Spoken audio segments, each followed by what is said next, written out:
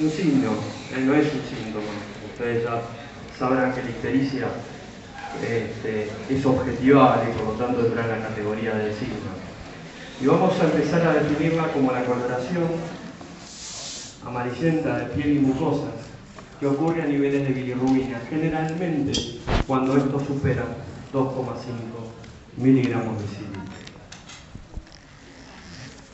Bien, ¿de dónde viene? ¿Cómo es el metabolismo de la bilirrubina? Ustedes saben que los glóbulos rojos tienen hemoglobina, que es una molécula necesaria para transportar el oxígeno, y que la hemoglobina consta de dos fracciones, del hemo y de la globina, y que cuando esta se metaboliza, se convierte en biliverdina, y a través del metabolismo, en sucesivos pasos, se termina transformando la bilirrubina. Siguiente. Esta producción de bilirrubina, en general, es una bilirrubina liposoluble, no conjugada, que está en la sangre, siguiente, y que llega al hígado por su circulación. Ustedes saben que el hígado es una glándula de doble circulación, en donde le llega la sangre, donde es aportada a partir de la arteria hepática y de la vena porta. ¿Sí?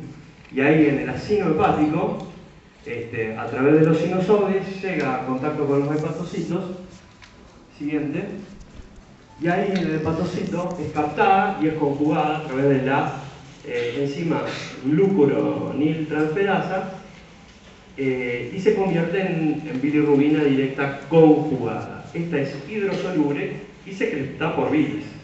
Siguiente. Y obviamente esta bilis va por los conductos biliares, confluyen los dos hepáticos, y de los dos hepáticos al conducto común, que es el colédoco, en donde termina desembocando en la segunda porción del duodeno a través de la papila. Y es un elemento necesario de los tantos para nuestra digestión. ¿Qué trastornos de la bilirrubina podemos encontrar? Bien, podemos definirlos como trastornos puros del metabolismo de la bilirrubina. Esto es por aumento de la producción de bilirrubina. ¿Qué aumento de producción de la bilirrubina tenemos? Cuando hay hemólisis, o sea, cuando tenemos una destrucción de los glóbulos rojos, generalmente por procesos hematológicos, como ser una hemólisis autoinmune.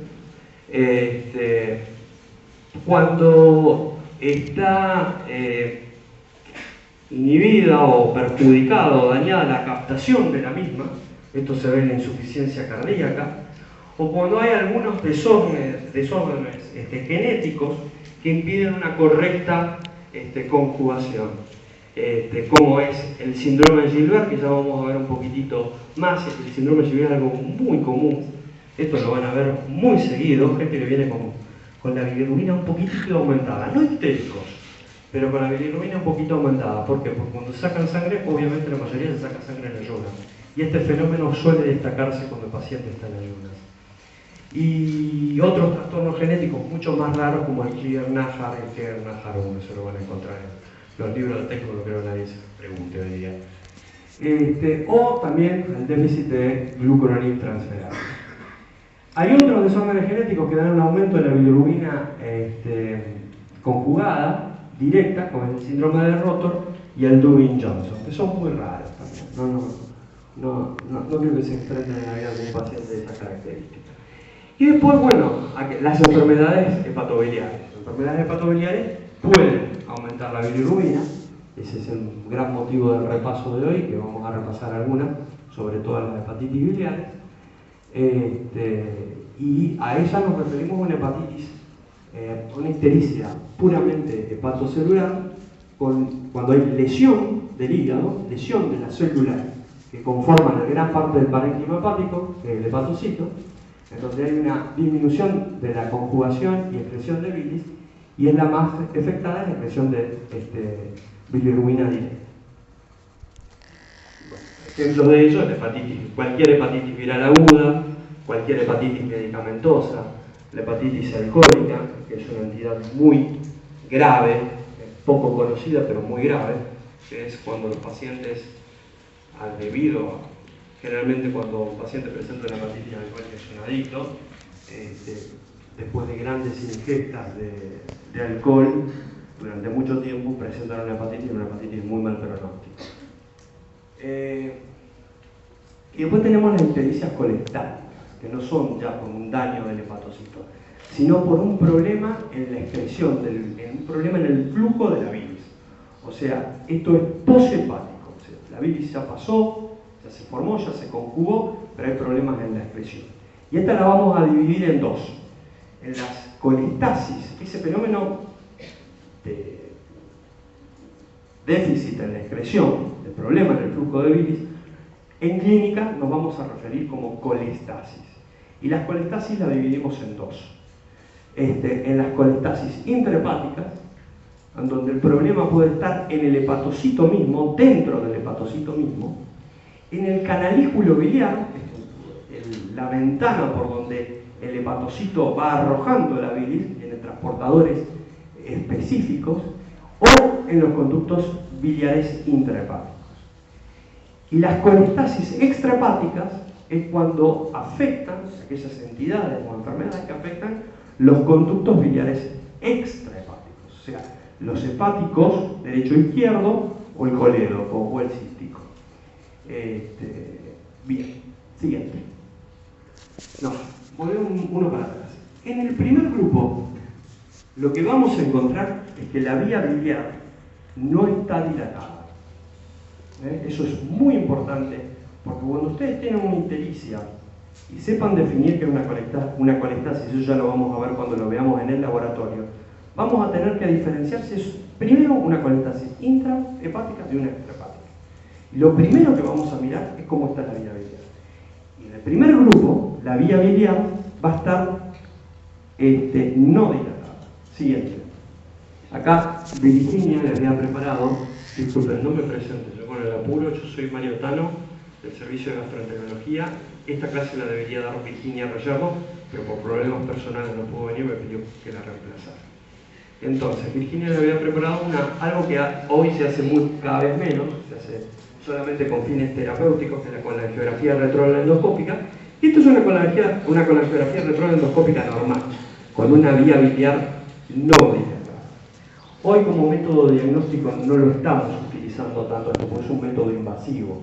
Y con el mejoramiento de los software en resonancia magnética, hay otro método que ya vamos a ver, pero que en el otro ejemplo lo puso, es la colangioresonancia magnética, que da tanto rédito diagnóstico como la colangiografía retroendoscópica. Siguiente. En cambio, del otro grupo sí, la vía biliar está dilatada. Y mientras más groseramente dilatada está, más fácil va a ser enfocarnos en el grupo de enfermedades que dan trastornos de la vía biliar extrahepática. Y esto es una colangioresonancia justamente, en donde ven como un chorizo el colédoco, y en su punta, en su mineralización, hay una obstrucción. Sigan. Pero nosotros no vamos a andar pidiendo colangiografía retroendoscópica ni colangioresonancia a todo paciente que viene histérico así de una, como decimos en la calle. Lo primero que vamos a hacer, siguiente, es un primer método diagnóstico, que es el más sencillo, el más fácil y el más disponible en cualquier centro, que es la ecografía. Y la ecografía va a ser suficiente como para poder decirnos si una vía biliar está dilatada o no. ¿Cuánto mide el colédoco normalmente de diámetro? ¿Se acuerdan? Perfecto, brillante, muy bien. Esto puede variar si el paciente ya viene con una colecistectomía previa.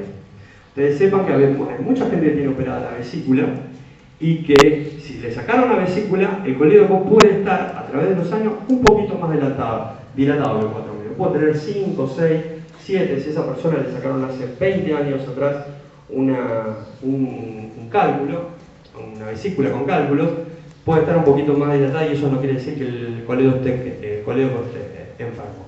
Salvo esa salvedad, el diámetro normal sería más o menos 4 milímetros. Siguiente. Qué difícil yo moverme. Bien. Bueno, en el primer grupo vamos a encontrar distintas enfermedades. Acá mencionaba algunos ejemplos, pero ya los vamos a ver con un poco más de detalle. Los estrógenos pueden dar una colestasis intrahepática porque afectan los canalículos biliares, las colestasis del embarazo por la misma razón, la cirrosis biliar primaria, porque es una enfermedad que destruye los canalículos biliares, la ductopenia, que es una enfermedad idiopática, no sabemos por qué se produce, pensamos que es de índole genético. Y del otro lado, bien son más sencillas, son más fáciles de explicar y de entender su mecanismo. Está la litiasis coledociana, la estenosis de la vía biliar, el cáncer de páncreas y otras más que ya repasaremos. Y después tenemos aquellas ictericias que son mixtas, que tienen ya tanto un componente hepatocelular como también por afectación del flujo de la icteris. Entonces están sumados los dos componentes. Esto es muy común en ver en ciertas drogas como el diclofenac, algunos antibióticos como la amoxicilina con clavulánico, el famoso Tamox, y las hepatitis virales colestáticas, son formas muy raras de hepatitis virales. La que más nos da, creo que Virginia después lo nombra, es la hepatitis A colestática. Pero en estos tiempos donde ustedes ya directamente no van a ver hepatitis A, porque cada vez es más difícil encontrar en el consultorio o en el hospital una hepatitis A, porque la hepatitis A, sinceramente, es una de las buenas cosas que ha pasado en los últimos 10, 15 años, que la hepatitis A prácticamente se está erradicando de la Argentina con el plan de vacunación. Siguiente. Y las causas de hepatitis de ictericia hepatocelular, bueno, las hepatitis virales, la A, la B, la C es rara, porque la C en general no da ictericia, salvo que sea una hepatitis aguda muy florida, eso es muy raro, ya lo vamos a ver esto con más detalles. O, esto Virginia no lo había coloreado, pero yo se lo coloreé a propósito anoche, la hepatitis E, que antes creíamos que no existía en la Argentina, y hoy en día nos tuvimos que decir, el año pasado falleció un paciente acá en el hospital en Centenario, y terminó teniendo una hepatitis C, que se complicó y desgraciadamente no pudimos revertir el cuadro. También pueden dar ictericia, aunque en forma excepcional, aquellos grupos de hepatitis denominados como hepatitis por virus no hepatotropos. ¿Cuáles son los virus no hepatotropos?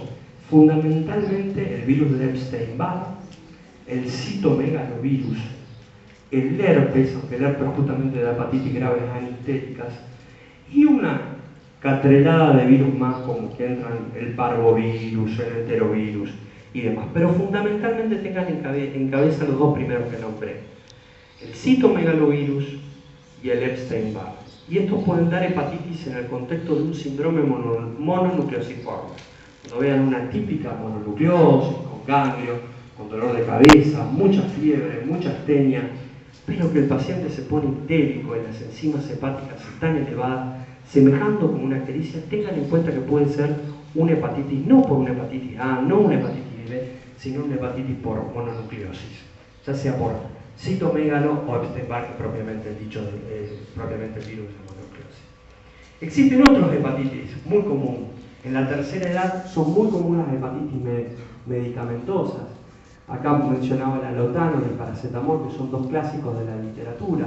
Pero no es lo que se van a encontrar. Se van a encontrar hepatitis por antibióticos, hepatitis por antiinflamatorios. El diclofenac hace ya más de 10 años que está prohibido en Estados Unidos, pero acá se sigue utilizando. Y se sigue utilizando bastante indiscriminadamente. Y seguimos encontrándonos con hepatitis por diclofenac. Hay que tener mucho cuidado con algunos antiinflamatorios. La isoniazida, algunos antirretrovirales, pues cada vez eso lo vemos menos. La hepatitis alcohólica, como yo mencionaba antes, una entidad gravísima dentro de lo que es el espectro de daño hepático por alcohol. Porque la gente que tiene cirrosis no tiene una hepatitis alcohólica, tiene un daño crónico por alcohol. Pero la hepatitis alcohólica es una hepatitis aguda, muy grave, con trastornos de la coagulación, con encefalopatía, y si el paciente reúne algunos criterios de gravedad, hoy no lo vamos a poder ver a eso por cuestiones de tiempo, por eso se lo menciono ahora, tienen una mortalidad altísima, tanto del 50% a los 30 días.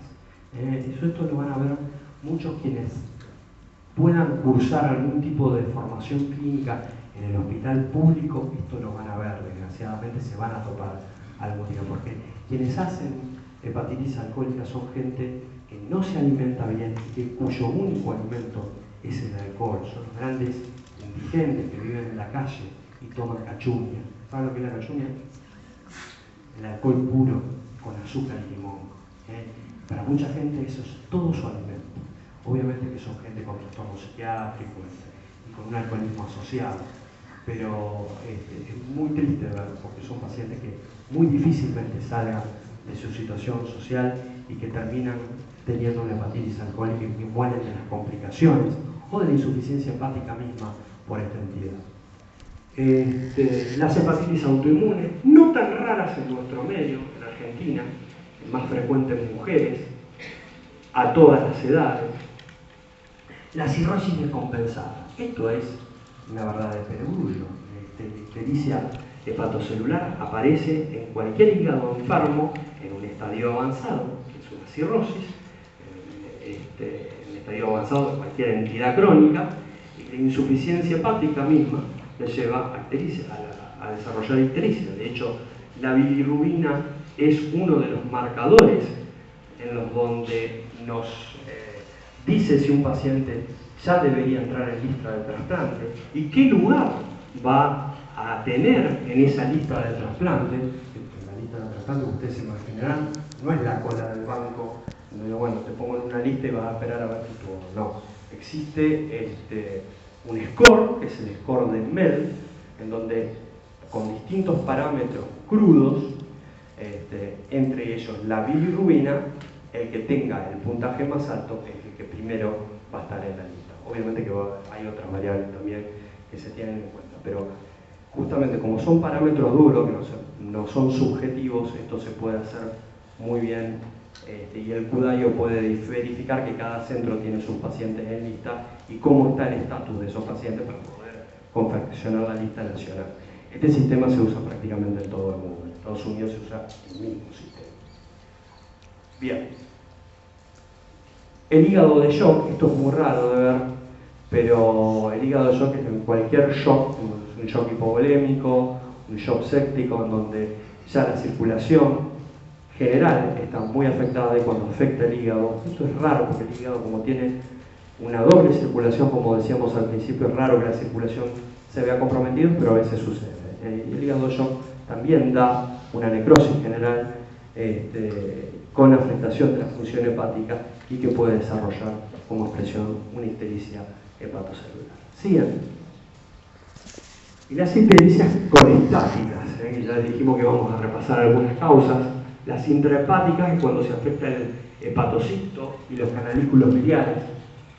Mencionábamos algunas drogas. Las drogas también pueden dar una colestasis pura, porque en vez de afectar el hepatocito, lo que afecta es el canalículo biliar, en donde esa ventana, que yo decía que hay varios transportadores, en donde se van vertiendo los distintos componentes de la bilis, se afectan. Esto es típico de los estrógenos. El modelo más característico, y entre ellos, obviamente, los anticonceptivos. Hoy por hoy es raro verlo, pero se ve todavía colestasis por anticonceptivos. ¿Por qué? Porque la industria farmacéutica ha logrado generar buenos anticonceptivos con dosis mínimas de estrógeno. Eso, por lo tanto, es raro de ver, pero de tanto en tanto se ve. Bueno, la clorpromacina, las sulfas, el tiabendazol, la ticlopidina, determinados antiinflamatorios también pueden dar una forma colestática pura. La colestasis del embarazo, que hace, esto es una patología y son de las enfermedades del hígado ligadas al embarazo. Esto se da generalmente en el tercer trimestre del embarazo, en el paciente que empiezan con mucha picazón en el cuerpo y a veces elevan también la bilirrubina con un laboratorio de colestasis pura. Después otras causas más raras, la alimentación parenteral total, hoy con los soportes de nutrición entrenados es raro de ver. La sepsis puede dar bilirrubinostasis, que es un estancamiento en el flujo de la bilirrubina porque las endotoxinas que hay circulando en el medio de una sepsis bloquean esos canalículos biliares.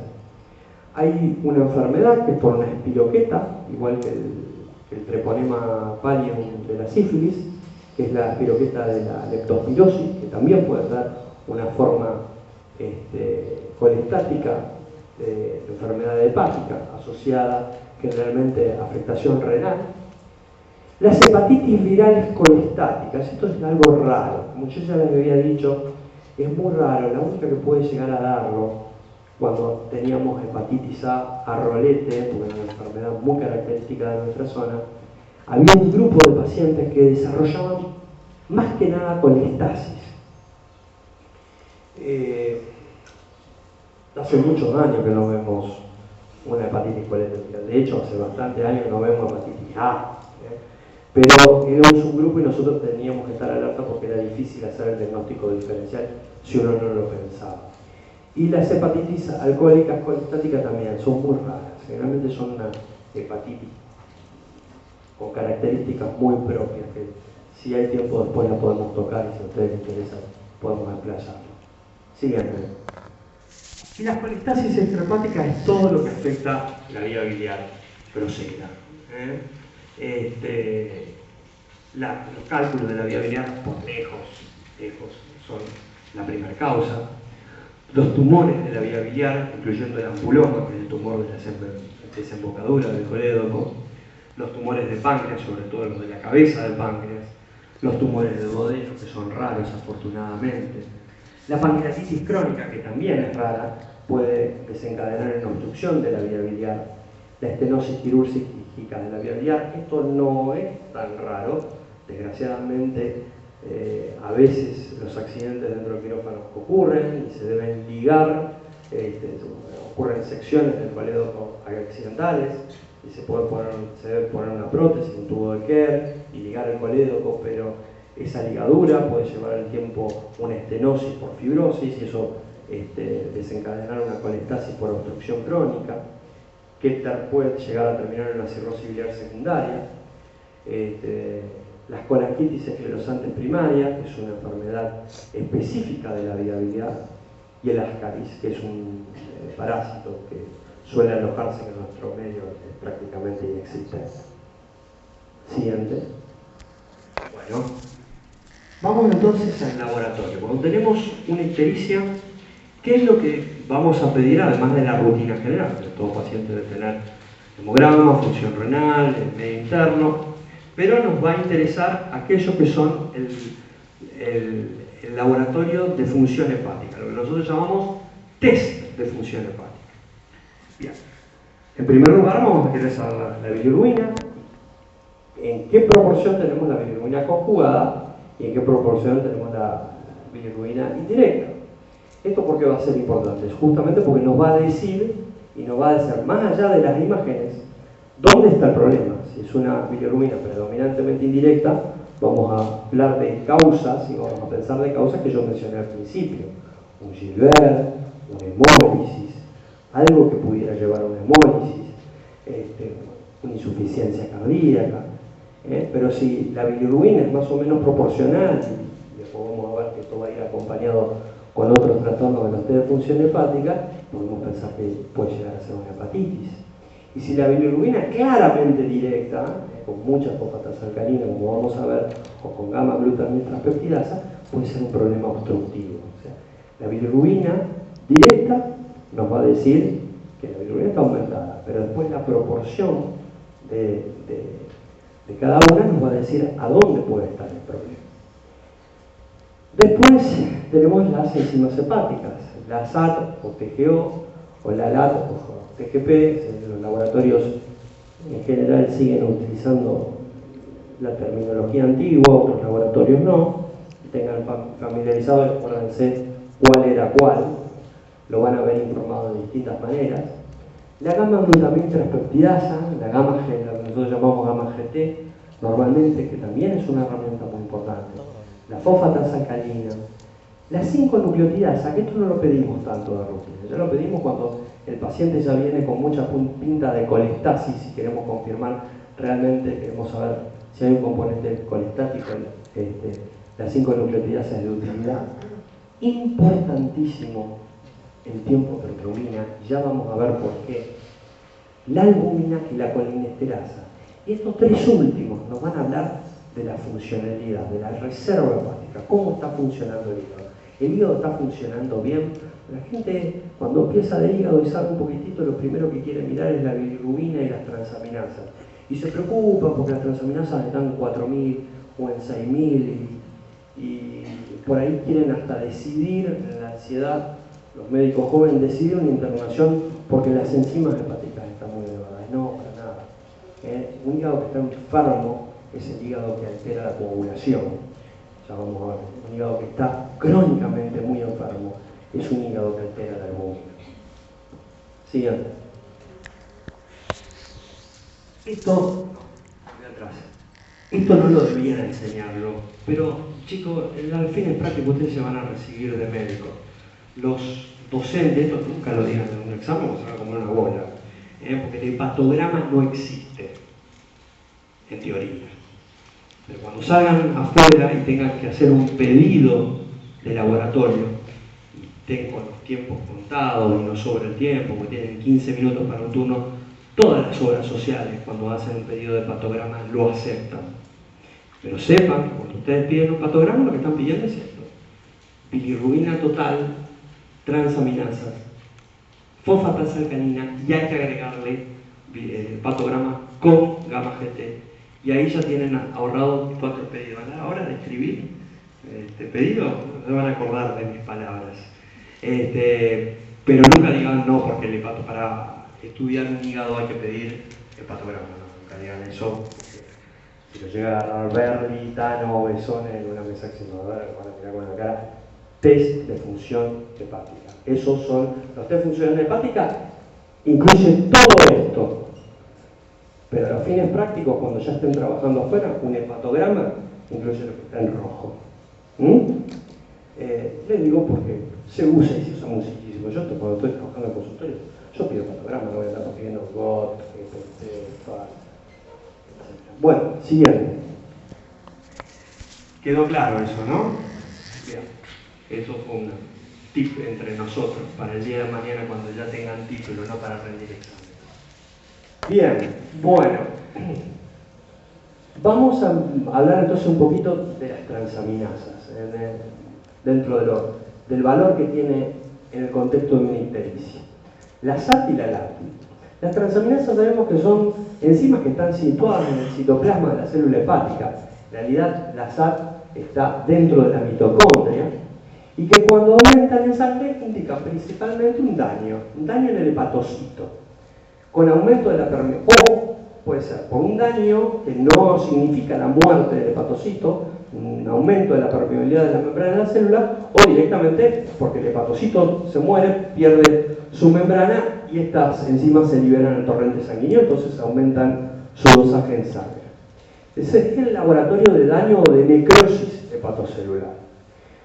Cuando la LAT predomina la SAT sobre la SAT, la GPT predomina sobre la GOT, podemos hablar de lo que predomina esa injuria que no termina de matar al hepatocito. ¿Por qué? Porque la injuria da un daño sobre la membrana de la célula y se libera más la GPT que la GOT.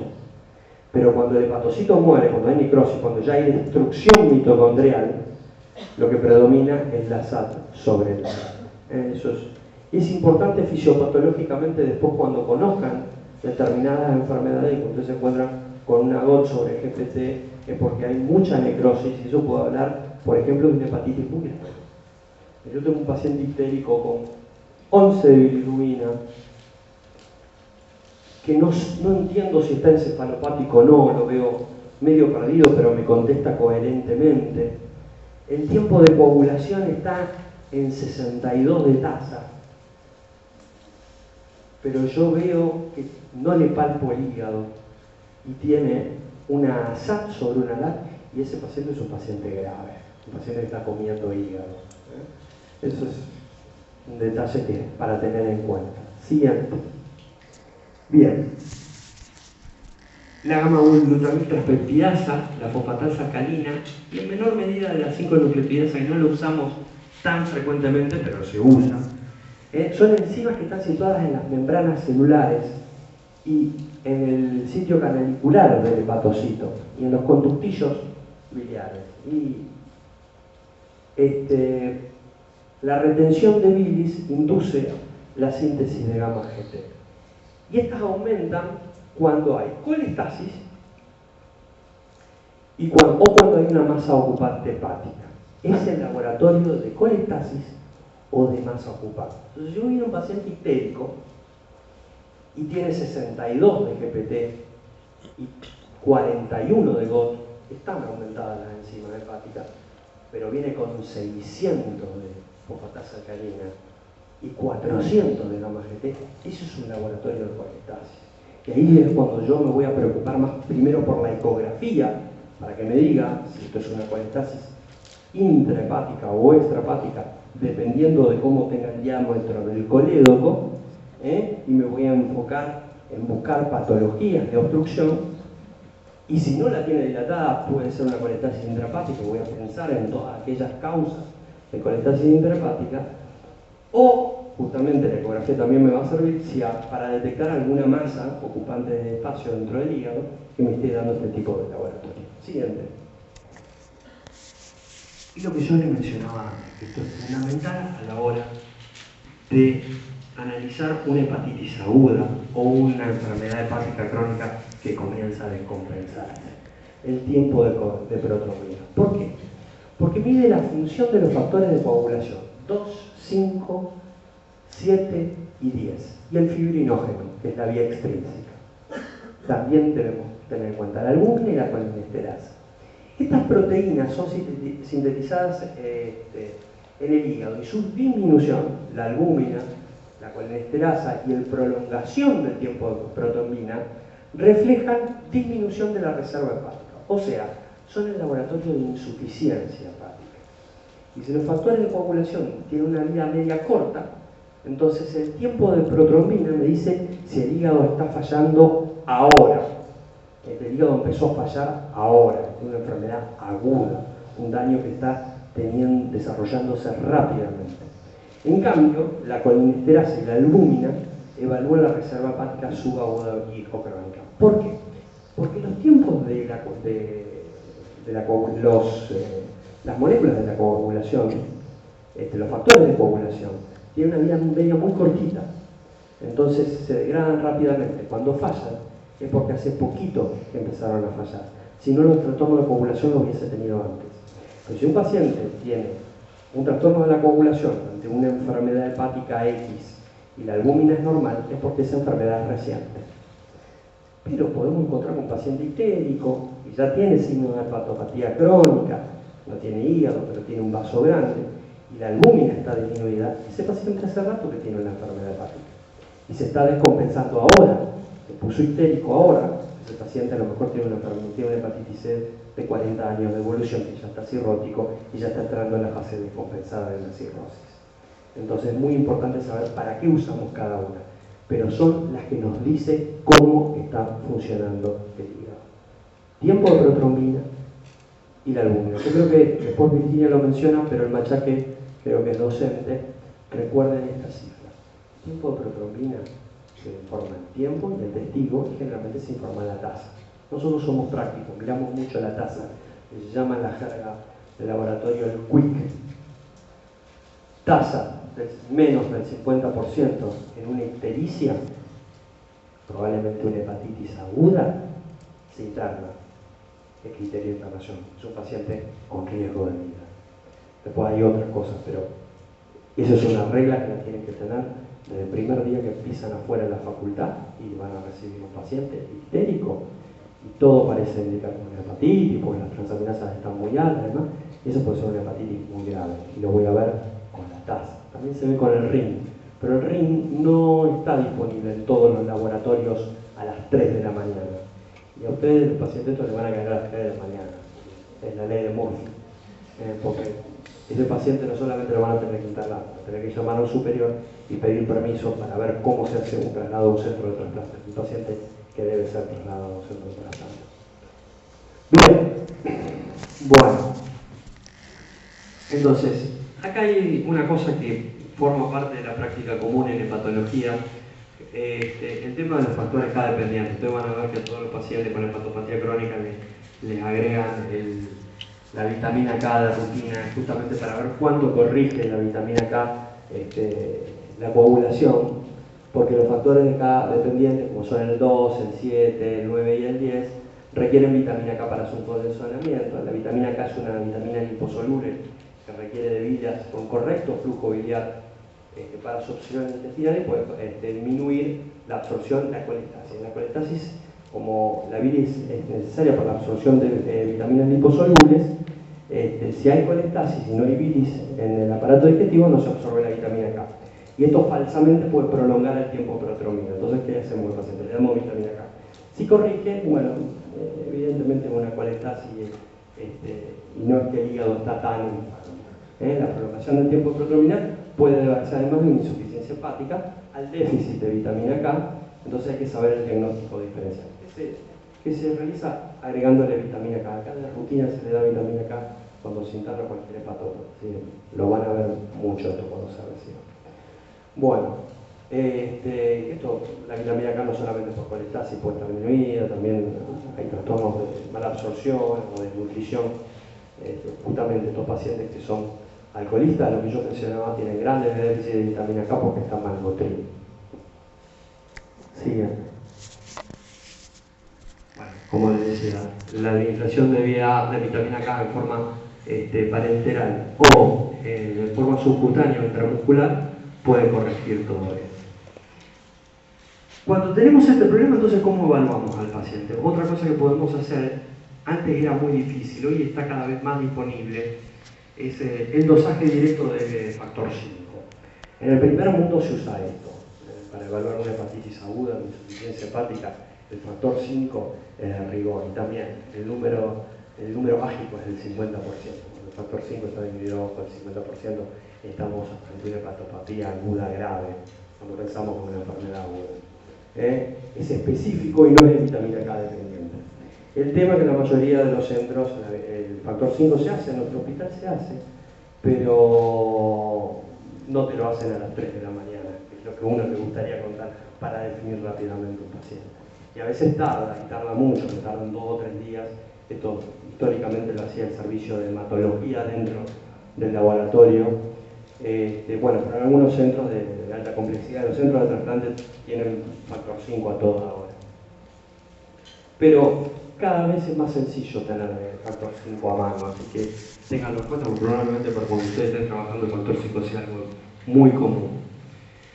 Bien, reemplazando entonces un poco ictericia por trastornos del metabolismo de la bilirrubina, los habíamos mencionado un poco al principio y habíamos mencionado causas, la hemólisis, la anemia hemolítica, las hemoglobinopatías. Estos son bien del hematólogo, es raro que al gastroenterólogo le llegue una ictericia en interconsulta cuando es una hemólisis. Los clínicos lo detectan muy bien, porque esto hay anemia asociada o hay características fuera de lo que es la gastroenterología que nos indican. La bilirrubina es claramente indirecta. Lo que sí yo veo no todos los días, pero todas las semanas es una consulta por un paciente joven, sano, varón, que viene asustado porque el clínico por las dudas dijo, no, anda a ver el hepatólogo, porque me parece que no es nada. Es la típica bilirrubina indirecta aumentada, 2, 3, los chicos que se pasan estudiando toda la noche porque tienen un examen. Yo te veo amarillo, ¿estás bien? ¿Te siento bien? Hacen un laboratorio, la bilirrubina está aumentada, pero el resto del laboratorio hepático que mencionamos en la pasamos está normal. Eso es un típico signo. Y es muy frecuente, fíjense, hasta 7% de la población mundial. Ustedes hacen los números. Muchos de ustedes acá, seguro que algunos de ustedes acá tienen sugar. Y yo les digo, lo que les digo, después les digo lo que les digo a los pacientes, y si esto como yo, que soy narigón, tengo un dedo mocho, soy bajito, esto como ser rubio, ser ñato, o ser morocho, esto de nacimiento, no te implica nada, es que tu bilirrubina es un poquito más alta que la del resto. Es un déficit en la conjugación, pero que no tiene ninguna implicancia clínica. los pacientes esos no se enferman más, no tienen más probabilidad de hacer ninguna enfermedad hepática. Es un defecto genético que lleva a que su bilirrubina sea un poco más alta a expensas del directo. Nada más, tienen que tranquilizar al paciente. Cuando tengan un paciente sano, que no tiene ningún síntoma, con un laboratorio de test de función hepática hipernormal, en donde la bilirrubina es raro que supere los 4 miligramos totales, con un franco predominio indirecto, es un Gilbert, tranquilícenlo. Si quieren, mándenlo al gastroenterólogo, hepatólogo, para que lo tranquilice más, para que refuerce esta idea, pero no es nada. Los otros son raros, los pueden encontrar en los libros de texto, ya los habíamos mencionado.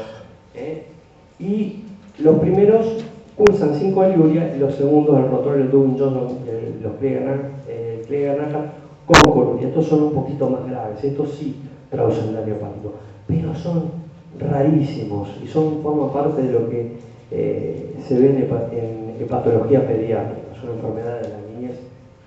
Algunos de ellos rara vez llegan a edad adulta, porque dan una enfermedad hepática grave. Bien, entonces, dentro de la ictericia hepatocelular, ¿con qué síntomas lo podemos encontrar en el contexto de una ictericia? Cuando hay hepatocelular, lo que tenemos que prestar atención es que si hay un cuadro síndrome gripal, pseudogripal, hepatitis, en general cursan con esto casi todas las hepatitis. La hepatitis virales, la hepatitis autoinmune, la hepatitis por fármaco. Generalmente el paciente refiere una pesadez, me pesa o me molesta el hipocondrio derecho. Los factores de riesgo diferentes para diferentes cosas. El paciente es un alcoholista o el paciente es un drogadicto endovenoso, van a tener factores de riesgo de distintas hepatitis. El alcoholista, hepatitis alcohólica, el adicto endovenoso será una hepatitis B o una hepatitis C. Sí, está en diálisis, un riesgo para hepatitis C, etc. Si tiene patósplenomegalia, eso nos puede guiar a diferencia si es una enfermedad crónica, si es un síndrome mononucleosiforme, generalmente cursan con vaso grande. Signos de insuficiencia hepática, eso es muy importante para establecer el pronóstico y la acción que yo voy a tomar. El laboratorio, cuando es hepatocelular, lo que está aumentado son las transaminasas y la fosfatasa alcalina. Y el tiempo de protrombina, que no corrige con vitamina K. En la ecografía, la vía biliar invariablemente está no dilatada, la vesícula se puede ver colapsada. Muchas veces en las hepatitis virales se ve con las paredes engrosadas. Eso es un fenómeno que no es una afectación de la vesícula. Se ven así por la inflamación propia del hígado. Es un hallazgo imagenológico muy típico de las hepatitis agudas. Puede tener esplenomegalia, puede tener hepatomegalia, puede tener adenopatía, dependiendo del contexto de qué daño hepatocelular está haciendo. Si tiene un Epstein-Barr o tiene una hepatitis A. Y las ictericias colestáticas van a ir con otros síntomas. El síntoma cardinal de toda colestasis, que yo siempre pregunto cuando yo ya me doy cuenta que es una colestasis por laboratorio, porque ya el paciente viene con ciertos estudios, y el prurito. Uno le pregunta, ¿por qué? La colestasis produce prurito.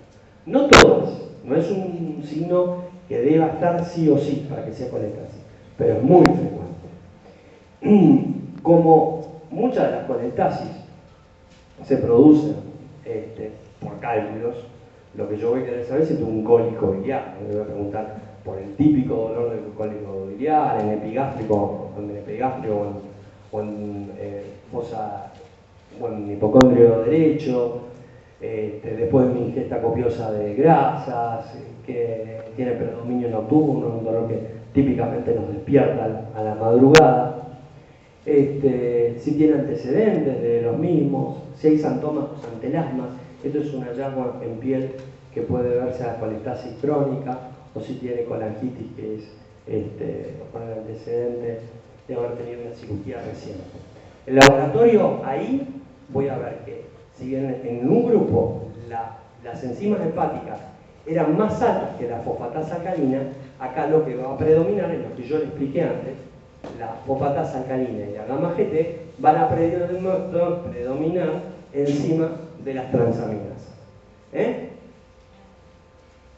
El tiempo de proteomina, si está alterado, esta vez sí corrige con vitamina K, e invariablemente también aumenta el colesterol. La colestasis aumenta el colesterol. Y la ecografía puede estar dilatada o no dilatada. Si está dilatada, es una colestasis extrahepática. Y lo más probable es que sea un cálculo o un tumor que obstruye la vía biliar. Siguiente. Entonces, en una ictericia hepatocelular, ¿qué cosas tenemos que tener en cuenta? Bueno, la ecografía es muy importante. Marcadores virales. Los marcadores virales más comunes, los que dan las hepatitis virales que dan ictericia en nuestro medio, son la A y la B. La hepatitis C, como les dije antes, es muy raro que una hepatitis sea aguda de ictericia. Pero se puede dar. La hepatitis E, que no la vamos a ver hoy por cuestiones de tiempo, de hepatitis E le voy a decir lo siguiente. Piénsenla clínicamente en principio, si bien tienen grandes diferencias, en principio, para un médico general la tienen que pensar como algo muy parecido a una A. La hepatitis C es muy parecida en principio, porque tiene grandes diferencias, y ahora lo veremos, pero es muy parecida clínicamente en su presentación a la hepatitis A. Bueno, descartar drogas, acá el interrogatorio muy importante, la cantidad de alcohol, la cantidad de tóxicos. ¿Cuánto piensan que tiene que beber alcohol por cuánto? Primero, tiene que beber alcohol todos los días un paciente. ¿Y cuánto piensan que debe tomar alcohol para hacer una hepatitis aguda? Eso no lo van a encontrar en los libros de pacientes. Una hepatitis aguda generalmente se da con un paciente que toma más de 150 gramos de alcohol por día. ¿Y cuánto es 150 gramos de alcohol por día? Y hagan el cálculo así sencillo. Un 3/4 de totín o de blanco son 80 gramos. Y un porrón de litro son 40 gramos. Sumen. Se van a encontrar. Ahí veo a algunos ya preocupados, algunas caras preocupadas. Ya van a ver cuando vean específicamente daño parahepático al alcohol que no todo el mundo hace daño hepático, no hace el que quiere, sino que puede. Es variable, es variable. Lo que pasa es que hay que diferenciar lo que es la hepatitis aguda. Generalmente para el daño hepático severo, sin hepatitis aguda, para el daño hepático en un varón es distinto de una mujer, porque los varones tenemos el doble de enzimas para metabolizar el alcohol. Por eso necesitamos tomar mucho más que las mujeres para hacer daño. Pero las mujeres se enferman menos por alcohol porque toman culturalmente menos, en números absolutos, pero en proporción se enferman más cuando toman. Esto es biología, no es sexismo, es así. Tienen el alcohol de hidrogenasa en menos cantidad. Un varón tiene que tomar más o menos entre 10 a 20 años más de 80 gramos por día. Texto clásico. Hoy ya se tiende a decir que 40 gramos puede ser suficiente. La mitad de la mujer. Texto clásico 40 gramos, 20 gramos es lo que se tiende hoy a decir. Por día, todos los días, para hacer un día despertándose o vomitando sangre, tengo una cirrosis sin estar histérico. Otro es la hepatitis aguda al alcohol. Eso es un cuadro que empieza con ictericia, con encefalopatía, con trastorno de la coagulación grave, que uno lo levantan en la calle, pobrecito, y el paciente está ya con fiebre, infectado, con compromiso renal, con compromiso multisistémico, ese paciente difícilmente salga. Esos pacientes generalmente toman tetrahidradas de alcohol, y no solo eso, sino que además son desnutridos, porque no comen, debido a su adicción. Y eso es lo que los predispone más, la malnutrición, más que la ingesta. Eso se ve en nuestro medio, pero en el norte, en los países del primer mundo, entre comillas, y sobre todo en Rusia, en donde el vodka es como nuestro mate, ya es una cuestión cultural que pasar el invierno en Rusia. Ahí la gente está bien nutrida, pero tiene muchísima hepatitis alcohólica, muchísima, y se mueren mucho de hepatitis alcohólica, pero toman catreladas de vodka y de bebida blanca que difícil de sostener en nuestro medio. Bueno, vamos a volver al tema. Hepatitis C hay que pedirlo siempre. Es raro que una ictericia se presente con hepatitis C. Lo más frecuente es que sea una hepatitis C ya descompensada, que ya está en su estadio final, en una cirrosis. Como les dije antes, los virus no hepatotropos, el Epstein-Barr y el citomegalovirus pueden simular una hepatitis. Hay que tenerlo en cuenta, hay que recabar otro síndrome, el síndrome mononucleosiforme. Los marcadores inmunológicos, lo que nos pueden dar pistas sobre una hepatitis autoinmune, que en nuestro medio no son tan infrecuentes, el FAN, el antimusculo liso, el LKM, hay otros marcadores hoy en día, lo que se llama panel ampliado de hepatitis autoinmune, no vamos a entrar ahí porque terminamos más. Proteinogramas por electroforesis, estas hepatitis autoinmunes usan con hipergamaglobulinas, y es un criterio diagnóstico, y descartar enfermedades metabólicas como el Wilson, que es una enfermedad del trastorno del metabolismo del cobre, o la hemocromatosis, una enfermedad con trastorno del metabolismo del hierro, pero que no dan forma. El Wilson sí da una forma con ictericia, el hemocromatosis no.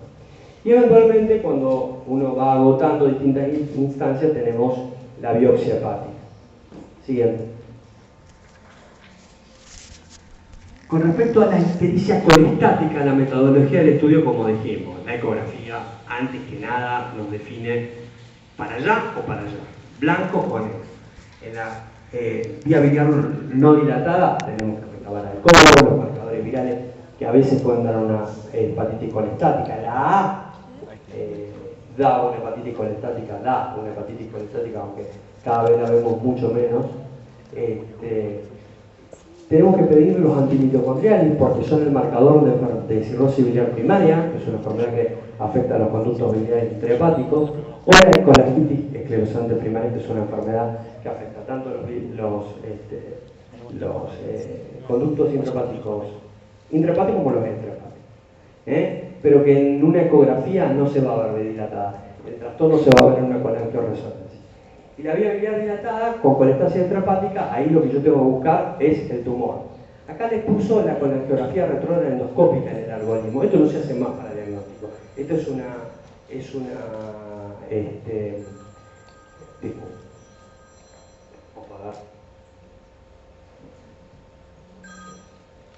esto es ya un arcaísmo, una diapo que le había quedado un poco vieja a bien. A lo que se hace la colangiorresonancia. Hoy con una buena colangiorresonancia, en el hospital tenemos un excelente resonador, un excelente equipo de imágenes. Le pedimos ¿por qué? Porque es un método no invasivo y que tiene tanto rédito diagnóstico como como lo hacía anteriormente la colangiografía retrógrada endoscópica. Hoy la endoscopía de colangio se hace para terapéutica nada más, cuando ya sabemos que es un cálculo, que ya le hicimos el diagnóstico, bueno, hay que sacarlo del cálculo, hacemos la endoscopía. Pero para diagnóstico ya esto no se hace más prácticamente. La tomografía, acá puso la colangiorresonancia. Pasa que cuando hizo esta diapo, seguramente Virginia, esto no estaba muy disponible. Hoy sí, hoy está disponible en muchos lugares, así que la colangiorresonancia se pide con la resonancia magnética. Y el diagnóstico con punción guiada si hay algún tumor en la cabeza del páncreas o en alguna parte de la vía biliar o del hígado. Bien, cuando la vía biliar no está dilatada, y hay una sospecha firme de litiasis de la vía biliar, esto es muy común, desgraciadamente, y es muy problemático porque hay que pensarlo. El paciente vino con un cólico, ya le sacaron la vesícula, pero tiene un antecedente de haber tenido cólico de la vía biliar anteriormente. Los cálculos se pueden formar de nuevo en la vía biliar, pueden dar un cólico biliar. Y típicamente, pero cuando le hacemos la ecografía no hay nada, la vía biliar está fina, pero justamente lo que hizo fue un pico de transaminasa con aumento de la fosfatasa que corrigió rápidamente, como que si tuvo un daño agudo y que después corrigió muy rápidamente. Puede ser un cálculo que migró, que estuvo brevemente, que impactó la vía biliar y que después lo parió, como decimos nosotros, a través de la papila, y rápidamente la presión intraductal se normalizó y el problema desapareció. Hay que pensar ese paciente que tiene cálculos dentro de la vía biliar, o que tuvo cálculos de la vía biliar. Los pacientes que ya tienen antecedentes de colitis ulcerosa, una enfermedad gastrointestinal, una enfermedad inflamatoria del intestino, se asocia mucho con la colitis esclerosante primaria. Entonces lo que hay que hacer No una CPRE, lo que es una colangioresonancia. La CPRE, recuerden ya, no se hace como rutina diagnóstica. Antes no teníamos otra cosa. Teníamos paradójicamente más CPRE que colangioresonancia. Hoy no, hoy es al revés. Es más fácil hacer una colangioresonancia. Es mejor porque no es cruenta, no es invasiva. La CPRE tiene, obviamente, complicaciones como todo método invasivo. Adelante. Y bueno, y ahora pasamos rápidamente a las hepatitis virales, que las vamos a ver. Vamos a hacer hincapié en las tres más comunes. No voy a hablar de Delta, que hace años que no existe en Argentina, y no voy a hablar demasiado de... No, directamente no voy a hablar. Así que bueno, vamos a hablar del proceso necroinflamatorio producido por agentes virales, en su mayoría hepatotropos. A, B, C, D, E, los no hepatotropos como el citomegalovirus, el Epstein-Barr y el herpes. Los agentes más comunes de relevancia clínica en nuestro medio son el A, el B y el C. Siguiente. El interferón. Se tratan con el C crónico, esto pásalo porque esto ya quedó recontra viejo. El interferón alfa lo solíamos tratar con interferón, perdón, la hepatitis C la seguíamos tratando con interferón alfa pegilado y ribavirina, sobre todo en genotipo 1. La curación era del 40-50%, el genotipo 3 llegaba a un 70-90%, ya cambió todo, porque ahora tenemos, se vienen dentro de unos pocos meses los tratamientos libres de interferón. Interferón es una droga muy tóxica, con muchos efectos colaterales, muy difícil de tratar, y pacientes con cirrosis avanzada queda contraindicada inclusive. Ahora vienen las nuevas drogas, yo se las voy a mencionar en un ratito, que son los tratamientos libres de interferón. Son drogas nuevas que ya están desde hace un año y pico en Estados Unidos y en Europa, ya están en Brasil, ya están en Chile, ya están en Uruguay, en Argentina es cuestión de semanas. Nos tienen prometido que ya para este año van a estar, en cualquier momento salen, yo ahora se las voy a mencionar. Son drogas que tienen 100% de efectividad, 98, 99, 97%, sin efectos colaterales. El sueño de todo el patólogo durante muchísimos años. Pero tenemos el tema del costo. Van a costar unos buenos morlacos verdes y ese es el tema por el cual está un poquito parado en ANMAT. La cosa está negociando los precios. Pero no va a tener el precio que tiene en Estados Unidos. En Estados Unidos estos tratamientos cuestan $100.000.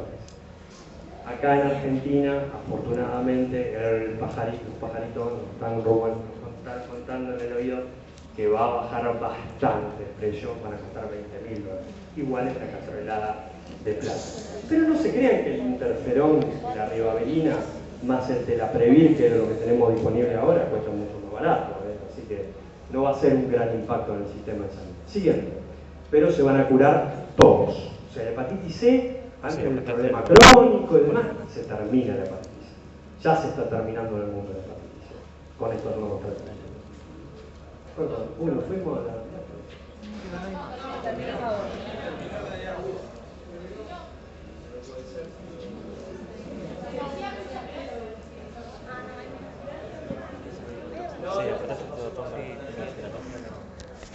Hepatitis aguda, bueno. No, sí, trataba, no. Bueno, la hepatitis aguda, entonces, podemos definirla. La histérica, cuando no da ictericia, histérica. La colestática, cuando el patrón es colestático. La doble lomo, que es una rareza de la hepatitis A, que ya no se ve más. Y la fulminante, cuando presenta una insuficiencia hepática aguda. Vamos un poquito más rápido. Esto lo van a encontrar en todos los libros de texto, chicos, si no se preocupen.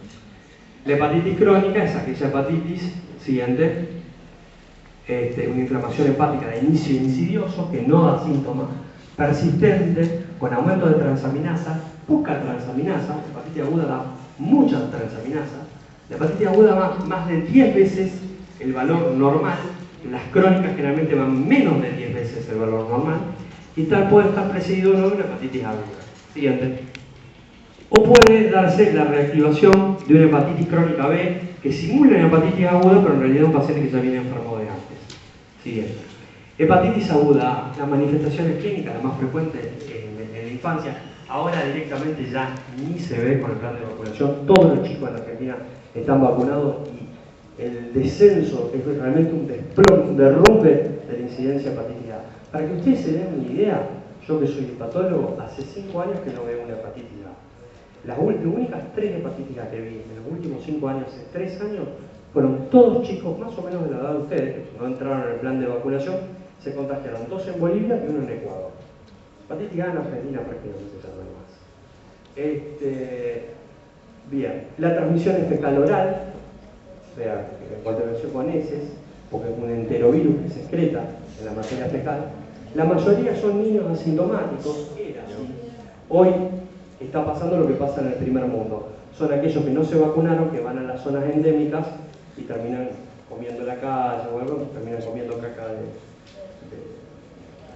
y se contagian.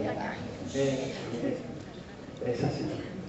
Siempre autolimitada, no se evoluciona a la cronicidad y solamente una pequeña minoría hay un grupo subfulminante. El diagnóstico se hace con la serología, que es la IgM, no la IgG, que todavía la piden, no sé para qué carajo, la IgM de virus A. Siguiente. La hepatitis B es más frecuente en la adolescencia, en la adulta, en nuestro medio, es con el inicio de las relaciones sexuales. En Occidente, justamente en el principal modo de transmisión, el 50% de los adultos hacen una forma sintomática, pero se curan, y esto quiero que lo sepan, por ahí tienen un conocido o les toca en la guardia, diagnosticaron una hepatitis B porque era muy asustado, que retiró amarillo, retiró el análisis, que le pidió otro médico, el antígeno en superficie positivo. Esto es una hepatitis aguda, pero tienen que tranquilizar porque el 95, casi el 99% de series más actualizadas tienen resolución. La mayoría de hepatitis B aguda se curan. Obviamente que hay un grupo que hay que seguirlo, porque ese grupo es el que hay que detectar y tratarlo precozmente, pero la mayoría se cura solo. Un grupito muy chiquitito puede dar una forma fulminante, esos son los que hay que también estar atento al principio, y un 5%, bueno, los que no se curan pueden ir a la infección crónica. La transmisión vertical madre-hijo no se da en Argentina, es muy rara. El 90% evoluciona a la cronicidad en menores de 5 años, el 30%, mientras van creciendo, la evolución a la cronicidad va descendiendo. Y el diagnóstico se hace con el antígeno de superficie positivo y la IgM anticuerpo. Estamos hablando de hepatitis aguda. Bien, siguiente. Sí, varios.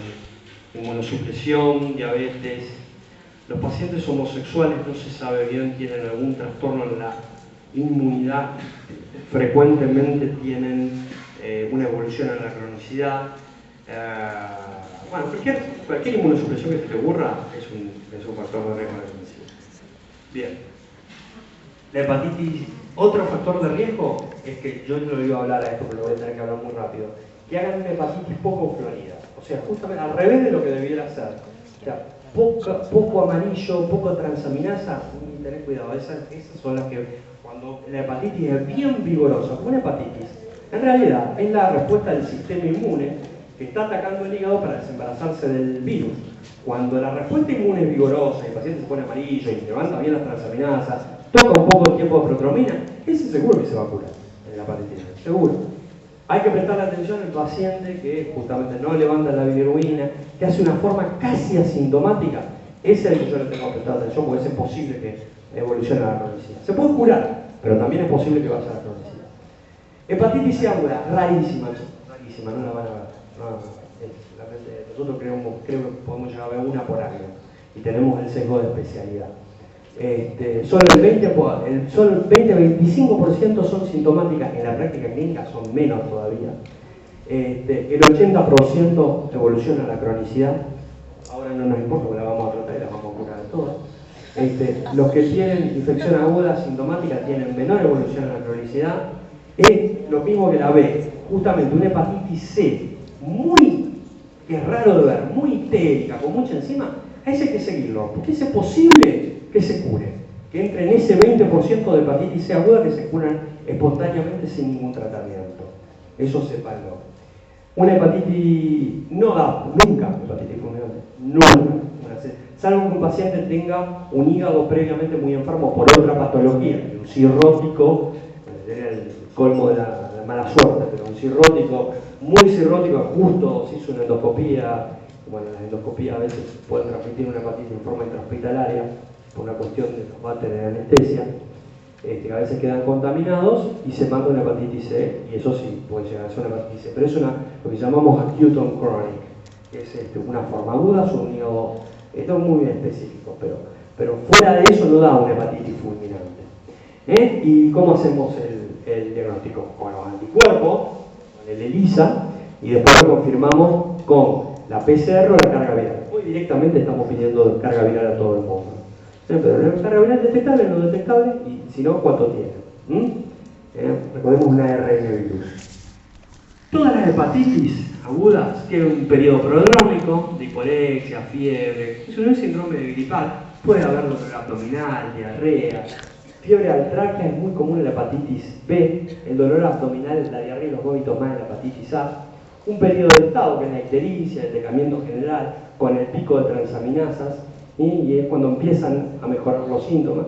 La convalescencia es variable depende del tipo de hepatitis que tenga. Siguiente.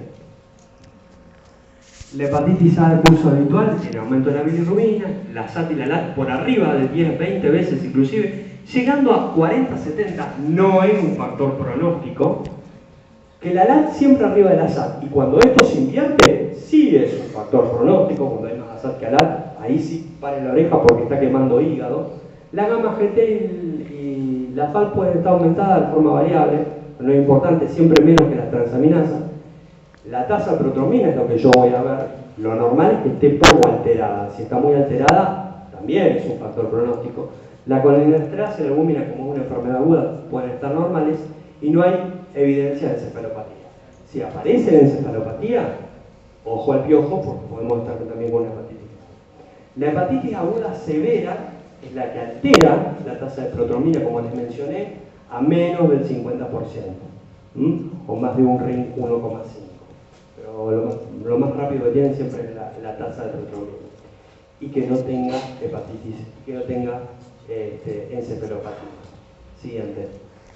Una hepatitis aguda fulminante con fallo hepático es una entidad poco frecuente, afortunadamente, pero que el paciente previamente desarrolla insuficiencia hepática aguda severa y va evolucionando en el transcurso de los días. La aparición de encefalopatía y coagulopatía dentro de las 8 semanas del inicio de la ictericia es lo que la define. La fulminante. Siguiente. No vamos a repasar la encefalopatía, eso ustedes ya lo conocen, les puso en lo que es la clasificación de Glasgow del grado 1, siguiente, grado 2, grado 3 y 4, eso lo pueden encontrar en cualquier libro de semiología o de clínica médica. Siguiente. Esto sí, brevemente, ¿cómo clasificamos las hepatitis fulminantes? En hiperaguda, cuando entre el inicio de la ictericia y la aparición de la encefalopatía es lo que me marca el pronóstico. Hiperaguda, en 7 días, ustedes dirán, esta es la más grave. No, no es la más grave. Esta tiene un buen pronóstico, rápidamente resuelven, poco llegan al trasplante. La aguda y la subaguda, estas sí son más graves, pues estas empiezan a quemar hígado, y si no tenemos una causa que podamos revertir, como una hepatitis B dándole antivirales, una hepatitis autoinmune con corticoides, se complica mucho la cosa. La tasa y el factor 5 están disminuyendo menos del 50%, y hay más ASAT que ALAT, como les dije antes. Siguiente. Indicación de trasplante hepático, y esto para cuando sean residentes, hay que derivar al centro de trasplante. Si Dios quiere, para cuando ustedes sean residentes, vamos a ver si ya tenemos el centro abierto acá en el Centenario, estamos trabajando para eso. Por ahora, lo más cerca que tenemos es el Sanatorio Parque, pero estamos trabajando para que Santa Fe tenga su centro de trasplante público, sería el segundo en el país, público, tercero, perdón, 2 en Buenos Aires y el primero fuera de la provincia y de la capital federal. Siguiente. Bueno, dentro de la hepatitis aguda, si hay formas colestáticas, si hay prurito, si hay más aumento de la fosfatasa, esto ya lo dijimos siempre, en las formas colestáticas de hepatitis aguda, en la A y en el B en el anciano, y la hepatitis doble O, una rareza que describió, Virginia lo pone porque es una cuestión sentimental, esto lo describió mi padre. hace muchos años ya, es una forma de hepatitis A en donde se ve una recaída en las transaminasas y uno se hace el dibujo de las enzimas hepáticas, dibujo un doble lomo, un lomo de camello. Esto fue publicado hace muchos años. Y acá cuando veíamos muchas hepatitis A, veíamos mucho. Hoy es rarísimo. El chico que vive en Ecuador hizo una doble lomo, el último que hace ya 5 años. Después no vive más una hepatitis A. Están todos vacunados. Es imposible ver hepatitis A en Argentina. Sigan. Hepatitis A aguda del curso habitual. La hepatitis aguda del curso habitual no requiere tratamiento específico, el reposo. ¡Ay, por Dios! Saquen de la cabeza que las hepatitis tienen que hacer reposo por una burrada que todavía hoy, allá en la segunda década del siglo XXI, algunos médicos repiten. El reposo es lo que necesita el paciente. O sea, si vos estás cansado, metete en la cama y quédate ahí mientras tu cuerpo te lo pida. Pero si vos no estás cansado, no te metas en la cama y no te quedes en la cama, porque no te vas a curar más rápido. Eso del reposo de la hepatitis no era una cosa del siglo pasado. No es necesario el reposo estricto. Y la dieta es sentido común, comer sano, no excederse en grasa. Obvio que no va a tomar alcohol durante una hepatitis aguda. Y la hidratación es según necesidad, si el paciente requiere estar internado o no, y si está deshidratado por vómitos y demás. Todo es sentido común. En la hepatitis severa sí hay que hacer un control más estricto internado, sobre todo para monitorear el tiempo de protrombina y el laboratorio, para ver cómo, y monitorear clínicamente que el paciente no va a encefalopatía. Y la hepatitis fulminante, esa hepatitis no es para cualquiera, esa hepatitis ya tiene que tener un centro multidisciplinario listo para un trasplante, porque en cualquier momento puede necesitarlo y llegar a un órgano y salvarle la vida. Siguiente. Los virus A, B y C no son citopatodiréticos. Esto es lo que iba a explicarle Virginia, pero yo se lo voy a explicar más rápido. Las hepatitis en realidad son la interacción entre el sistema inmune y la infección. O sea, el virus entra al hígado, no daña el hígado directamente. Es el sistema inmune que reconoce al hígado como algo extraño, como un antígeno, y ataca el hígado para desembarazarse. Siguiente, esto es la respuesta de los linfocitos, es la respuesta, solo pueden tener los libros de texto. Entonces las manifestaciones clínicas y la evolución de la hepatitis dependen de la interacción del virus y del sistema inmune. Y evoluciona la cronicidad depende de los factores virales y del huésped. Siguiente. Entonces, cuando hay una respuesta inmune vigorosa, el paciente se cura. El 99% de la hepatitis A, el casi 99% de la hepatitis B y en el 20-30% de la hepatitis C. Son las buenas hepatitis. Si la respuesta inmune es exagerada, ahí sí el sistema inmune actúa además, termina destruyendo el hígado en el afán de destruir el virus y hace una hepatitis fulminante, que solamente son del 0,5 al 1 por 0,1, 0,5 de la hepatitis A y B. En hepatitis C no se ve. Y cuando la respuesta inmune es muy débil, ahí es cuando el virus logra, por diferentes mecanismos, tanto el B como el C, eso sí llevaría mucho tiempo explicarlo, tienen distintas maneras de engañar al sistema inmune, se evoluciona la cronicidad. ¿Queda claro eso? Es el concepto general. Nosotros cuando damos hepatitis aguda, las hepatitis en el posgrado, empezamos con esto, al revés. Tiene la partida, no sé por qué.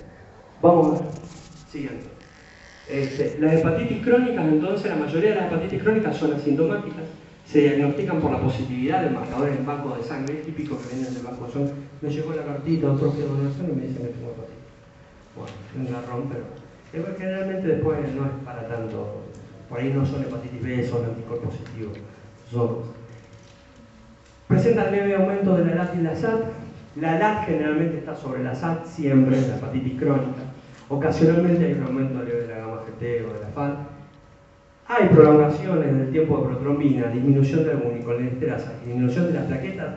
Ya estamos hablando de avance en la enfermedad de cirrosis. Estos son marcadores de enfermedad hepática más avanzada, como ya les expliqué antes. Lo de las plaquetas es por hipertensión portal, por eso bajan. Entonces el vaso se agranda y destruye más las plaquetas que hay plaquetas. Es un hallazgo típico de la cirrosis. Pero creo que van a tener casi de cirrosis, así que lo pasamos un poco más rápido.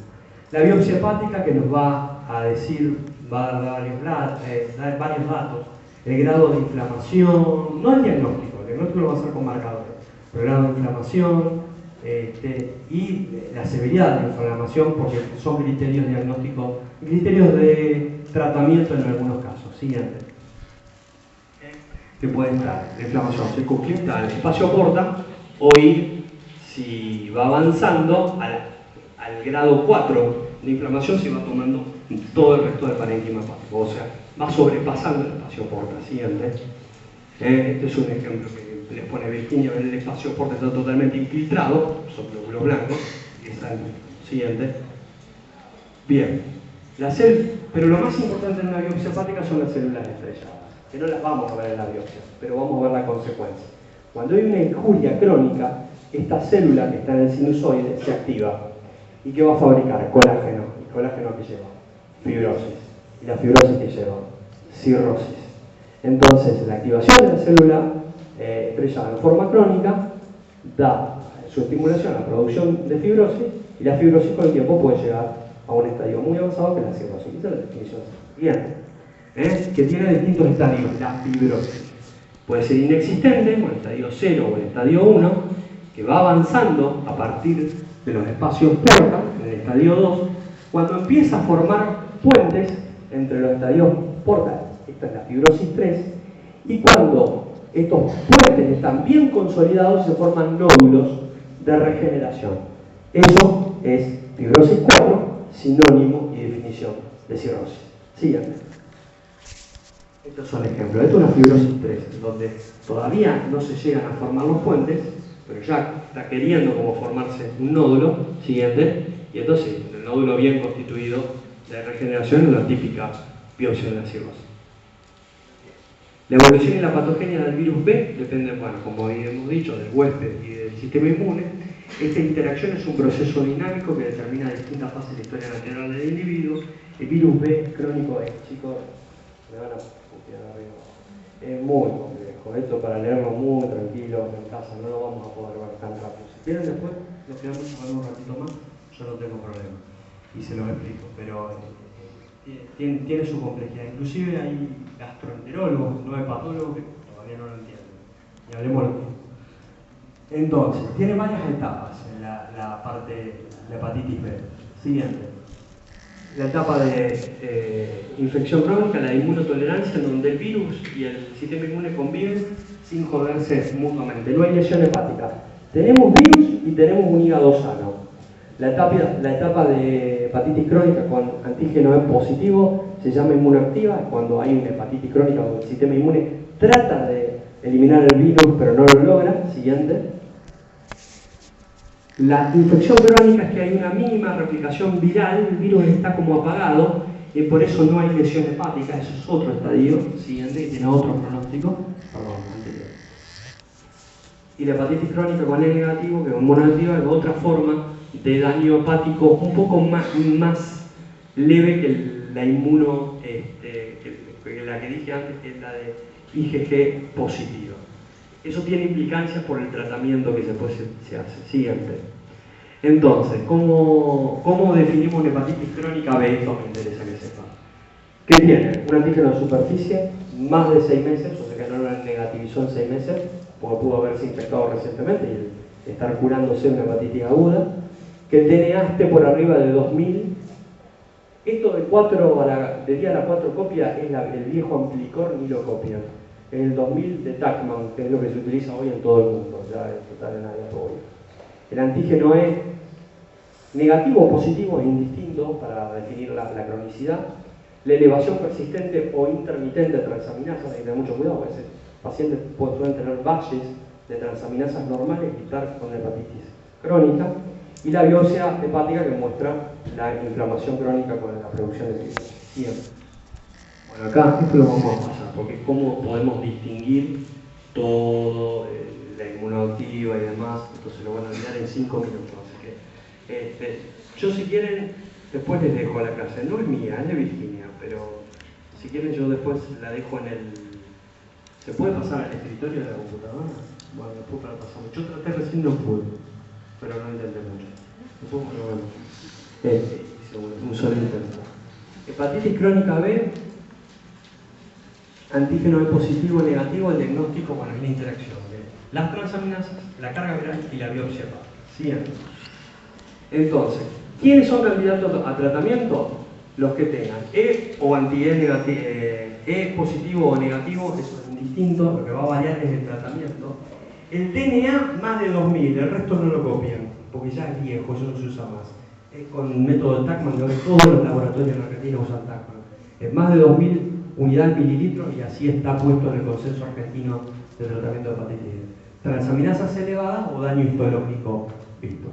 La infección inactiva, que es la infección de un paciente que tiene transaminasas normales, biopsia normal, que a veces ni es necesaria la biopsia, y menos de 2000 de carga viral, ese paciente puede no tratarlo. No, ¿por qué? Porque no se va a enfermar, no va a tener ninguna consecuencia en el futuro. Si quiero no lo trato y lo sigo. Y lo que más sigo son las transaminasas y la carga viral. Si la carga viral sube más de 2000 o las transaminasas empiezan a subir, lo biopsio, veo si hay daño y si hay daño lo trato.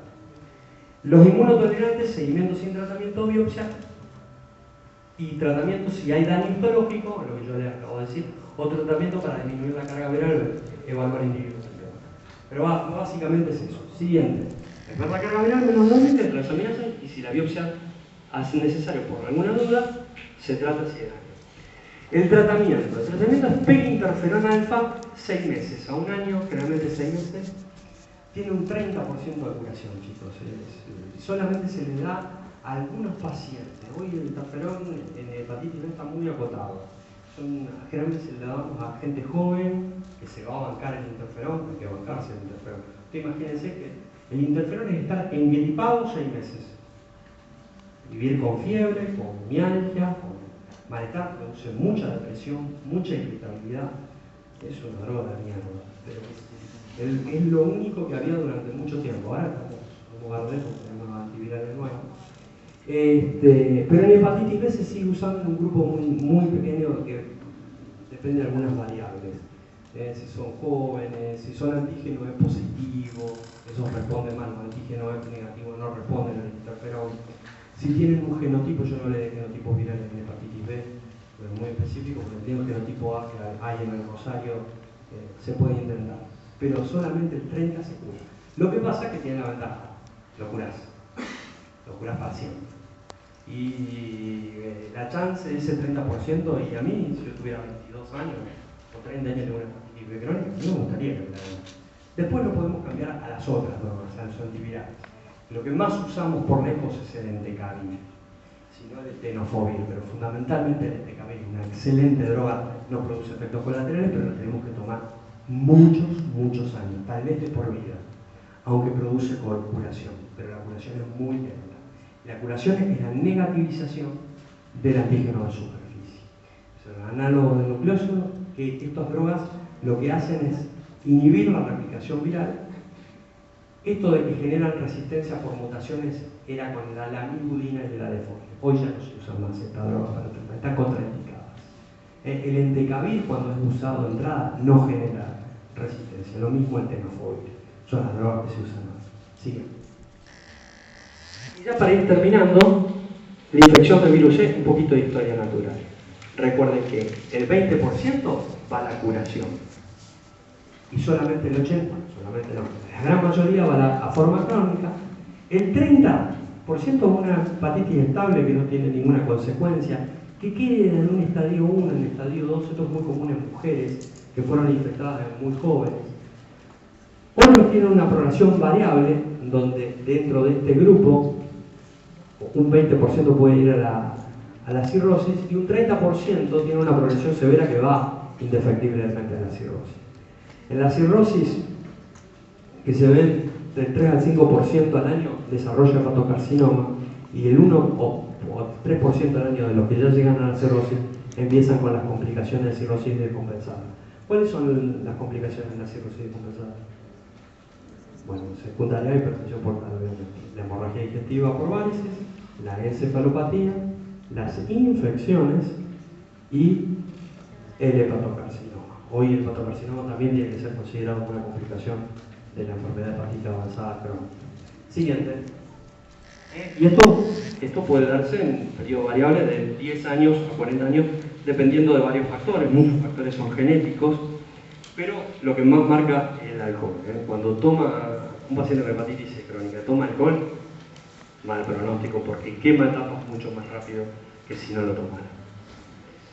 Bien, el diagnóstico se hace por el IgG ELISA, que se, bueno, los factores con riesgos, los adictos endovenosos, pacientes que son estudiados por una transaminasa elevada que no se sabe de dónde viene, pacientes con enfermedad hepática que lo estudiamos porque es la rutina, estudiar el virus en todo enfermo hepático que tenga otro diagnóstico y el screening de valor de sangre.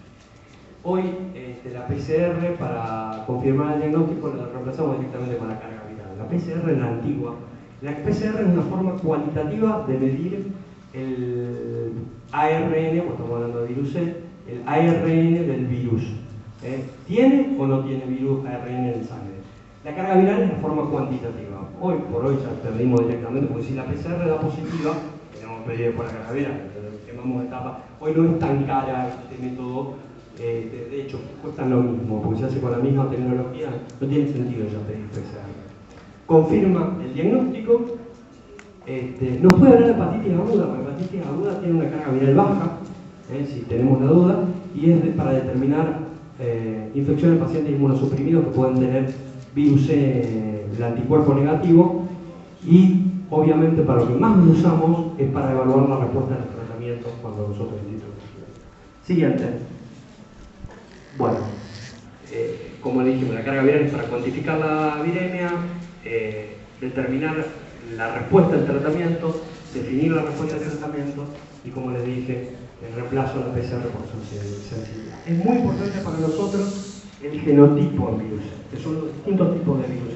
Ya terminamos. En Argentina son 4 los relevantes. El genotipo 1 es el 70-80% de todos los infectados en virus C en nuestro país. El 20-30% son genotipo 2, 3, pero fundamentalmente genotipo 2.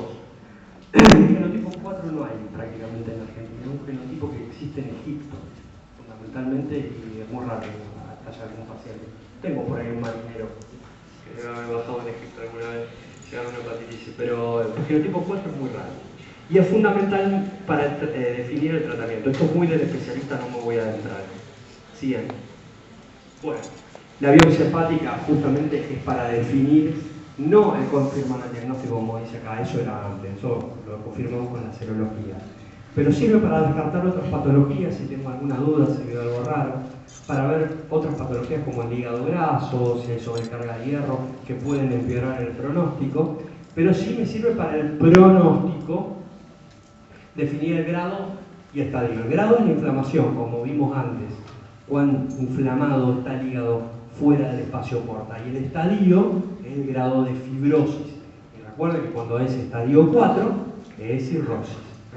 Mientras más lejos estemos del estadio, mejor pronóstico, o más tiempo. Nos sirve para ver el seguimiento. Siguiente. Lo dice en alguna parte, pero por las dudas se los digo ahora. Hoy la biopsia cada vez la hacemos menos para ver estadio, porque tenemos un aparato que se llama FibroScan. En Rosario hay uno, tenemos en la clínica de hígado, con Hugo y Federico y Virginia y el doctor Obesones, que es un aparatito que es parecido a un ecógrafo, que manda una señal de ultrasonografía y mide con qué velocidad cubre la onda esa área. Eso se mide en kilopascales y se extrapola de cuerpo. Mientras más rápido va una onda, es más sólido el cuerpo, o mejor dicho, mientras más sólido un cuerpo, más rápido va una onda de ultrasonido. Atravesó la gelatina, que es bien elástica, si golpeamos, ven que la onda hace esa onda bien ondulada. Es un cubo de madera, la onda la hace igual, nosotros no la vemos, es imperceptible. Si ponemos la mano, la sentimos. Bueno, ese mismo principio se extrapola al hígado, se mide con qué velocidad se atraviesa esa onda y de acuerdo a la cantidad de kilopascales, o sea, cuanto más rápido peor está, y se puede establecer la equivalencia entre la fibrosis. Es un método no invasivo, es lo que se está usando en todo el mundo. Obviamente que no es tan preciso como la biopsia. Es muy bueno el FibroScan para decir que el paciente no tiene nada de fibrosis y para decir que tiene mucha fibrosis, pero No es muy preciso cuando da más o menos por la mitad. En esos casos es preciso hacer la biopsia. Pero bueno, en muchos casos nos la ahorramos. Bien, entonces, tenemos pacientes con virus C en el diagnóstico, le hacemos un IgG, le hacemos un laboratorio. Si es PCR negativa con un laboratorio normal, se puede hacer repetir la IgG porque para definir el paciente si es un curado o un falso positivo, si entró el 20% de lo que se curan o fue un falso positivo. Falso positivo hay a rolete todo el tiempo, así, siempre piénsenlo. Si la PCR es positiva, bueno, biopsia hepática o fibroscan, acá ya lo agregó Virginia. Se hace tratamiento o no tratamiento dependiendo de distintas variables del genotipo, de la disponibilidad de tratamientos, son tratamientos caros. Hoy por ley, todas las obras sociales, la gente que no tiene cobertura, se lo cubre el Estado, tienen derecho al tratamiento y el Estado cubre el tratamiento a quienes no tengan cobertura. Y esto va a seguir haciendo así con las drogas nuevas también. Por eso están medio tirando para cuando salen, pero van a salir y todos van a tener cobertura. La biopsia hepática, si yo decido no tratar porque el paciente, antes cuando se trataba con interferón no podía tratar, porque el paciente más de 75 años, una enfermedad hepática muy avanzada, con plaquetas bajas porque ya está cirrótico, no lo puedo tratar, le doy interferón, lo mato. Entonces, a esos pacientes se los debía seguir de cerca, ir corriendo atrás de los acontecimientos. Si el paciente tenía una contraindicación, pero era joven, por ahí ya puedo plantear directamente el trasplante más que el tratamiento para hepatitis C. Esto cambia con los tratamientos nuevos. Y seguirlo con el genotipo, y pedir el genotipo y la caravera. El siguiente. Este es el tratamiento hoy, pero el tratamiento hoy ya es ayer. Sí, okay. Esto cambia, ya cambió el resto del mundo, a nosotros nos falta. De hecho, las guías de tratamiento para hepatitis C ya están redactadas por la Asociación Argentina de Estudio de Enfermedades Hepáticas y estamos esperando para alargar que salgan las nuevas drogas para poder, porque muchas de estas drogas ya en Estados Unidos están contraindicadas. O sea, el Boceprevir y el Telaprevir, que se empezó a usar en 2012 en Estados Unidos para genotipo 1 junto con el interferón ribavirina, hacía que ese 40-50% que les dije de hepatitis C que se curaba subiera a un 65-70%. Pues son muy tóxicas. Y de esto de ser primera línea en el mundo pasó a ser contraindicado. Quedó fuera. El interferón se va a usar todavía un poquitito más en un grupo muy específico de pacientes, pero va a durar 2 o 3 años hasta que salga. Ahora ya viene también después la segunda generación, son más potentes, más efectivas, más caras. Pero la industria farmacéutica hace. Esto es lo que puso el Cimeprevir, el Sofosbuvir, yo les hice otra diapo, se las agregué yo ahora vamos a hablar de esto. Y muchos agentes en fase de investigación, esto cuando lo hizo Virginia el año pasado, es esto, es lo que se viene. Esto es lo que vamos a tener dentro de muy poquito tiempo, el Cimeprevir, el Paritaprevir, el Sofosbuvir, el Dazabuvir, el Ledipavir, el Omipavir y el Daclatasvir con la ribavirina. En diferentes conjugaciones vamos a poder tratar las hepatitis C. Y las hepatitis C van a tener 95 a 100% de curación, sin efectos colaterales severos. Esto es lo que se viene y dentro de poquito. Lo primero que va a salir en Argentina, tal vez en días, el Sofosbuvir, el Sovaldi. Y después, eso lo va a comercializar acá en el laboratorio, va a venir combinado con el de Dispasvir, eso sí vamos a tener que esperar unos meses tal vez el año que viene, que van a venir las dos en una misma pastilla, es el Arboni, eso ya está en Estados Unidos. Ese va a ser carito, porque van a tener que combinar los dos. Pero también se va a venir el Paritaprevir, el Dazabuvir y el Ombitasvir en 2 pastillas, eso lo comercializa AVI, y no me acuerdo la droga, el Teleque, una cosa así. Pero bueno, eso también en poquitos semanas lo vamos a tener.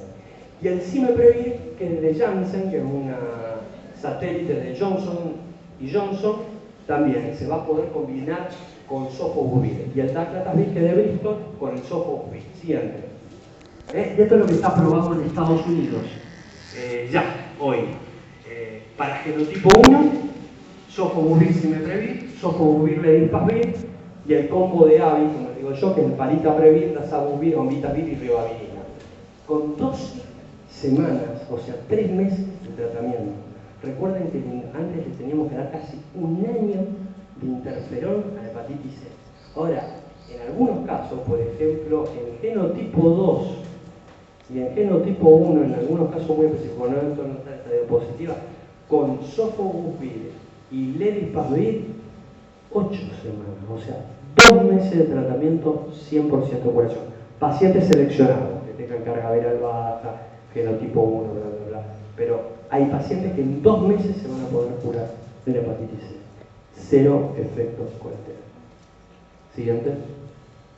Bueno, esta era la combinación que yo les decía antes, cómo se podían combinar esto en genotipo 1. Y en genotipo 2, genotipo 3 también se pueden combinar el cimeprevir y el sofosbuvir, pero en genotipo 2 el sofosbuvir solo con ribavirina es suficiente para un más del 90% de la. El genotipo 2 responde mucho más que todos los demás genotipos, también al interferón históricamente. Y con eso creo que terminamos. Siguiente. Bueno. La duración del tratamiento clásico, lo que yo les había dicho antes, pero es lo que yo les digo ahora, lo que se viene es esto. Los esquemas libres de interferón, más efectivos y mucho más seguros, pero aumentan los costos. Esto de la duración de un año puede tener vigencia para un examen, chicos, pero sinceramente ya esto, dentro de muy poquito, ya directamente no hay ningún hepatólogo que yo conozca que esté recetando un interferón. Estamos esperando a todos nuestros pacientes que tengan un poquito de paciencia para estas nuevas reglas. Siguiente. Muchas gracias.